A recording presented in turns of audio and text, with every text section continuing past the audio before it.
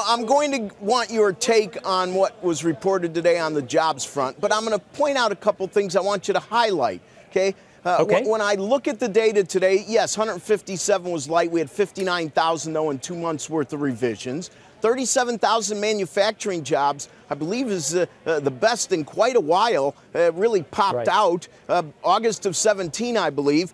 And one of your favorite numbers, the employment to population ratio at 60.5, best since 2009. The negatives, the inflation rate seems to be running higher than wages. And to switch gears a bit, the household survey shows part-timers up 453,000 this month to over 8 million, a cycle high. Okay, after listening to all that, tell me your take on these numbers. Okay, thanks, Rick. I basically agree with you. You put it in terms of the revisions. I think of it in a slightly different number, but it's essentially saying the same thing. I always average the last 3 months, so the last 3 months number is 224. If you look at that number compared to population growth and what that would project, population growth would say 135. So we're still growing. We're still in recovery mode. Things still look good. You mentioned manufacturing. I think that's a good sign. Basically, we're on track. The other thing that is positive in this month is that the employment rate, I always like to look at the employment rate, which is the ratio of people working to the number of people in the working age population. That number is up to 60.5. So we're starting to get close to where we think we may actually be close to full employment. I would say we've got another 0.5 percentage point to go. There are people out there, as you always point out, that we can bring back into the labor force, but we're getting close. On the wage front, absolutely, that's right. The disappointing news, and it's not just in today's report, it's really been for a long time now, is that if we were at full employment, we'd expect to see a bit more wage growth than we have right now. We don't have that. Now, one thing is that productivity will likely be up for the second quarter, and we know that productivity, at least with a bit of a lag, but productivity is a very close predictor of compensation growth. So we can hope for some gains in the future.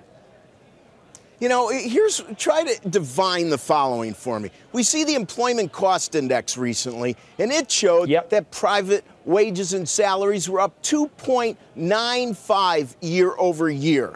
And this report, of course, they were at 2.7. Is there a lag? Is one number more accurate? Because now all of a sudden, if I benchmark that against 2.9 CPI year over year, it looks a little bit better.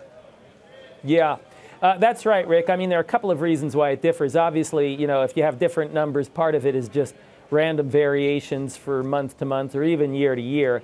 But the other thing is that when you're looking at employment cost, you're taking into account things that aren't necessarily in the wage index, things like health care benefits, other kinds of costs as well. So if those are rising more rapidly than wages, you're going to get some differences in the two indexes.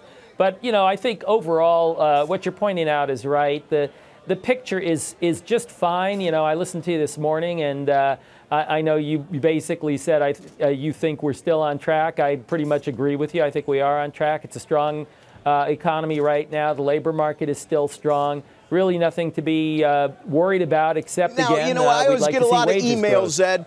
When the data comes out, I don't get to comb through all the minutia, and Kayla did a great job to do that because she pointed out what every email I've gotten since 8:30 Eastern pointed out, the Toys R Us distortion, along with other seasonalities that never seem to get it right based on school vacations and whatnot. Your final thought on weighing in on that? Absolutely. So there's a lot of variation in the numbers. Part of it is seasonality. Part of it is just measurement error. Rick, the monthly variation, average variation in just measurement error is 75,000 jobs. So, when you get something like Toys R Us, which is a pretty big blip, that's going to have a significant effect. Now, again, Steve Leisman brought that up, so I have to give Steve credit today. He talks about there's a lot of sway in these numbers with regard to accuracy and revision.